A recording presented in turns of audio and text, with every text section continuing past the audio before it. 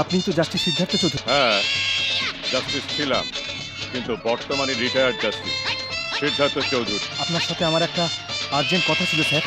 দেখুন, এখন আমি একটু ব্যস্ত আছি, বরং আপনি কাল সকালে আমার বাড়িতে এসে দেখা করুন। কাল সকাল হলে অনেক দেরি হয়ে যাবে যে স্যার। যাহা বিচার করবার আছে বর্তমানেই করুন। বিচার? কিসের বিচার? এই প্যাকেটটা খুলে দেখুন, তাহলেই সব বুঝতে পারবেন।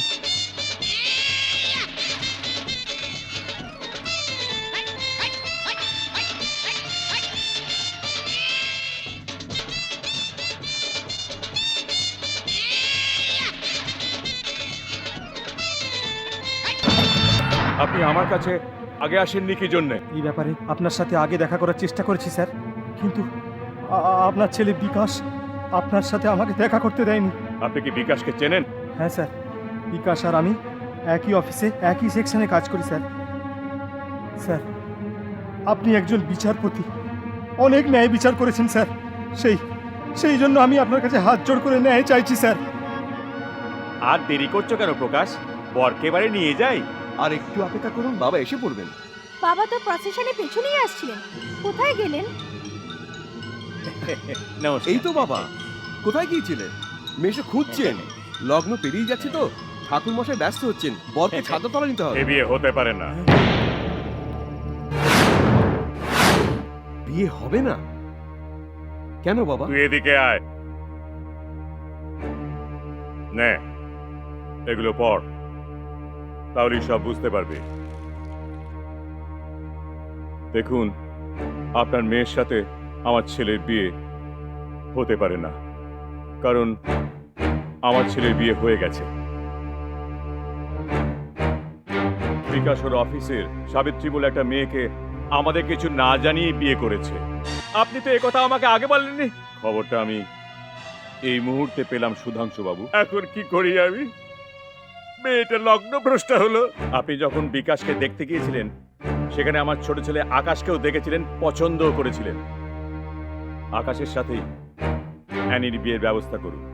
প্রকাশ, শকুনি মামাকে বলো আকাশের বিয়ের ব্যবস্থা করতে। আমি আসছি। বেঁচে গেল সব 12টা। আচ্ছা তুমি ভাই সব ব্যাপার কেমন বিচারকের চোখ দিয়ে দেখলে কি করে চলবে?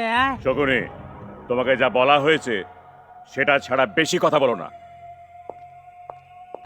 আমি বলছি আমি ওকে বিয়ে করিনি। বাবার উপরে কথা বলবার তুই কে? আরে এই বিয়েটাও তো বাবাই ঠিক করেছিলেন। হ্যাঁ, উনি যখন বিয়ে ঠিক করেছিলেন তার গুণধর ছেলের গুণের কথা জানতেন না। আর আজ সেটা জানা গেল, আর তাতেই বেজে গেল 12টা। এর মধ্যে কতখানি সত্যি আছে সেটাই বলো মামা, কে কি বললো না বললো বাবা তা মেনে নেবেন? বাবা সে কথা মানেননি, সেটা বিশ্বাস করা যথেষ্ট প্রমাণ বাবার কাছে রয়েছে। ওর সাথে মেলামেশা করলি, ওকে ভালোবাসলি, কালীঘাটে নিয়ে গিয়ে সিঁথিতে সিঁদুর দিলি, আবার বিয়ে করতে যাচ্ছিলি। এটা কি তোর অন্যায় নয়? তাহলে এই চিঠি, এই ফটো সবে কি মিথ্যে?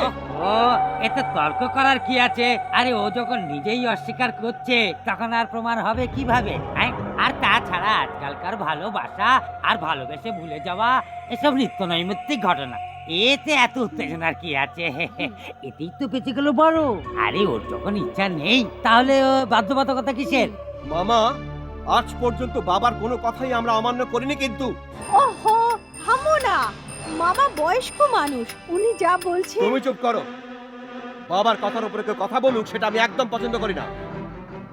বাবার কথাই আমাদের কাছে শেষ কথা। আকাশের বিয়ে অ্যানির সাথে, আর বিকাশের বিয়ে হবে সাবিত্রীর সাথে। আমার দাদা কি তোর দাদা নয়? প্রণাম কর দাদা। দেখতে পাচ্ছ না প্রণাম করছে? ও আকাশের বউ। ও এই বিকাশের ভাগ্যে ছিল, আকাশ প্রক্সি দিয়ে দিল। ওহো, কি বলছো তুমি? ওকে আশীর্বাদ কর। তুমি দীর্ঘজীবী হও মা। এবছর আমার সীতার বনবাস যাত্রা পালায় তুমি হিরোইন হতে পারতে। আরে মা, কল্পনা ওর নাম কি? অ্যানি। আর আরেকজনের নাম সাবিত্রী। ওটা একটা গরিব ঘরের থেকে এসেছে, সেই জন্য বিকাশের পছন্দ হয়নি। বাবা কি বুঝলেন কে জানে? বললেন কালীঘাটের মন্দিরে সিঁদুর পরিয়ে বিকাশ সাবিত্রীকে যখন বিয়ে করেছে তখন তাকে ঘরের বউ করে আনতেই, না হলে নাকি সবার অকল্যাণ। বাবা বাবা বাবা বাবা তো ভালোই অ্যাক্টিং করেছেন। উনি আমাকে বললেন, জয় কল্পনাকে বল মেজ বউকে যেন সাজিয়ে দেয়।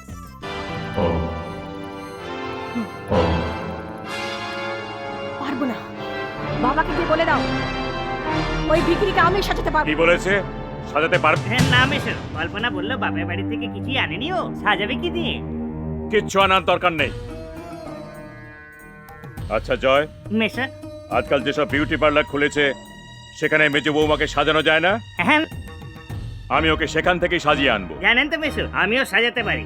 আমাদের যাত্রাপালায় তো আমরা নিজেরাই মেকআপ করি। আমাকে বলুন না। জয়। ড্রাইভারকে বলো গাড়ি বের করতে। হ্যাঁ বাবা, চলুন মেশো।